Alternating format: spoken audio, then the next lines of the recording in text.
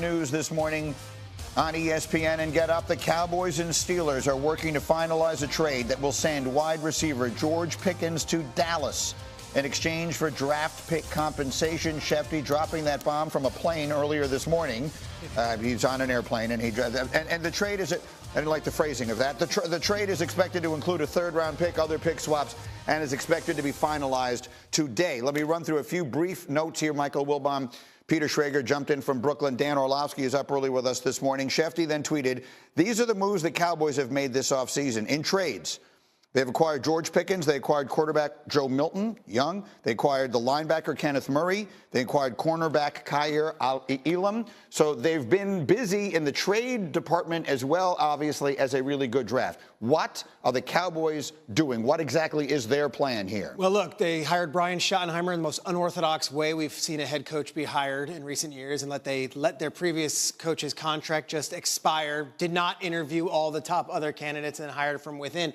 And Schotty's whole thing has been, don't worry about sizzle, don't worry about this. We're all about culture, culture, culture, culture.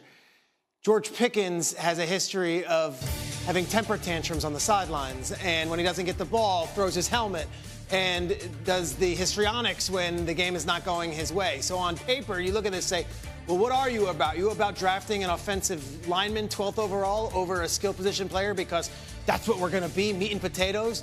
Or is this a panic move saying, all right, we're going to trade a third-round pick this far from the draft, not knowing what that third-round pick will be, to go get our number 2 wide receiver? I will say this. I've spoken to Steelers sources over the last year because Pickens would have national games where he's throwing his helmet and crying on the sideline, the whole thing.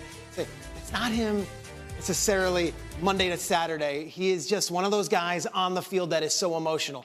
So if he's not a culture ruiner, he's not a guy that's going to upset the apple cart, he is a great number 2 option to CeeDee Lamb. The question is, if he does have that major year, is it a 1-year deal because it's the final year of his contract? You got to pay him at some point anyway. Right, and the Steelers clearly had decided they weren't going to do that.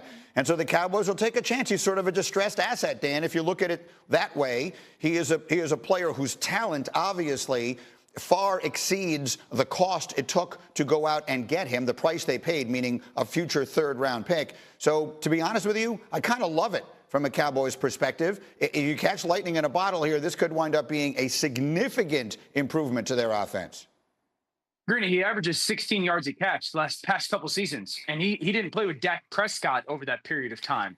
Cowboys got a chance. If George Pickens plays to the way that he has played over the past couple seasons, this would be a top 8 offense in the NFL. I've talked about it. I think this offensive line is going to be one of the better ones in the NFL by the end of the season. We all know CeeDee Lamb is a superstar. Now you're adding George Pickens in, who averaged 16 yards a catch with the revolving door at quarterback. This has got a chance to be a pretty darn good offense when it comes to what happens in Dallas. And you're talking about the ability to push the ball downfield. I say this all the time, football's math. You only got 11 to play. So we're talking about a team that this offensive line develops and can run the ball just a little bit.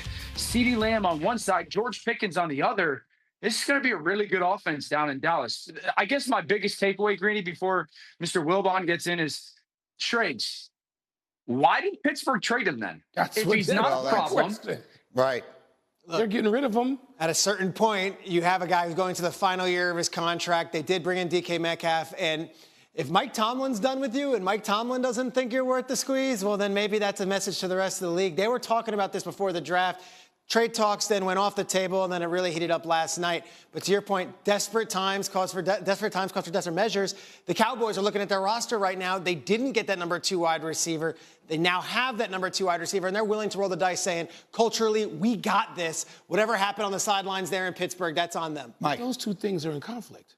You're going to talk culture, and then you're going to do this? Okay, Monday through Friday, I'm sorry. I hear you. Sunday, what's that behavior like? How does that go down in the locker room? Is your room strong enough to either really change his behavior, incorporate it, or ignore it? Because it's got to be one of those 3. Or the math, and I hear Dan loud and clear, and of course he's right about that. But, people sabotage teams.